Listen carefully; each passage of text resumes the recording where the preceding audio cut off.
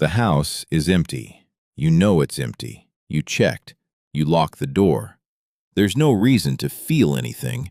And yet, something shifts when the last person leaves. The silence lands differently. The rooms feel bigger. The sounds you ignored all day, the hum of the fridge, the creak of the floor, suddenly have your full attention. This isn't loneliness. You might not even want company right now. It's something older, something that lives underneath loneliness, the fear of being alone. And today, we're going to look at exactly where it comes from and why even the most independent, self-sufficient people feel it. Most people confuse the fear of being alone with loneliness. They're not the same thing. Loneliness is the pain of wanting connection and not having it.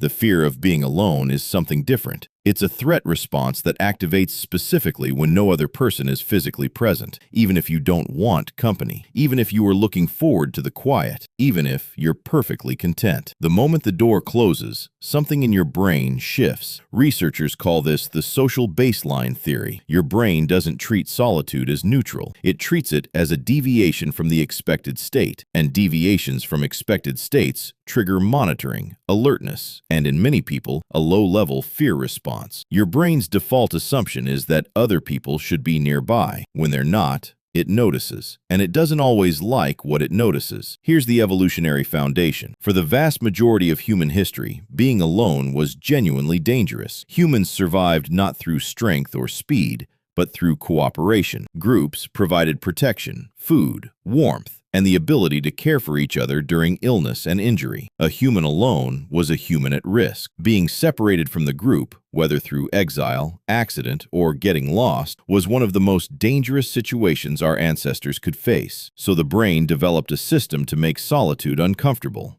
not unbearable, not paralyzing, just uncomfortable enough to motivate you to return to the group. Social pain, the discomfort of isolation, uses the same neural pathways as physical pain. This isn't metaphor. Brain imaging studies confirm it. When you feel the unease of being alone, your brain is processing it with the same circuitry it uses for a physical injury. Solitude doesn't just feel bad. It registers as damage. Here's the unexpected one. Research by psychologist James Pennebaker found something remarkable about how humans process experience. Events that happen to us feel more real, more emotionally significant when another person witnesses them, not just traumatic events. Everyday ones too. A beautiful sunset feels different when shared. A funny moment lands harder with an audience. Even pain feels more intense, more legitimate when someone is there to see it. Alone, that witnessing disappears, and for many people, unconsciously, this creates a quiet but persistent unease. Not just, I am alone, but I am unwitnessed. And if nothing is witnessed, does it fully exist? This is why people narrate their lives on social media, even when they're alone. Why people call someone while doing something solitary. Why the first thing many people do after an experience is tell someone about it. The brain needs a witness, and in its absence, it generates unease. Here's something most people never consciously realize. Other people regulate your nervous system, not just emotionally, physiologically. Research by psychologist James Coan, who developed the social baseline theory, found that the mere presence of a trusted person reduces the brain's threat response load. Heart rate drops, cortisol decreases. The body literally works less hard to maintain its sense of safety. This is called co-regulation, and it happens automatically, beneath conscious awareness. You don't need to talk to someone. You don't need to interact. Just having a person nearby reduces the metabolic cost of staying calm. So when that person leaves, the regulation disappears. Your nervous system has to do alone what it was outsourcing to another person's presence. For some people, this gap is barely noticeable. For others, particularly those whose early relationships were less stable or predictable, the gap is significant. The fear of being alone isn't always about danger. Sometimes it's about the sudden, exhausting work of regulating yourself without help. We saw this in the fear of darkness. We saw it in the fear of silence. And it happens again here. When external input disappears, when there's no one to talk to, no social dynamics to track, no other person's presence to anchor your attention, your brain doesn't rest. It generates. Worst-case scenarios, unresolved anxieties, replayed conversations, future threats, the things you've been too busy to think about when other people were around. The fear of being alone isn't only about being alone.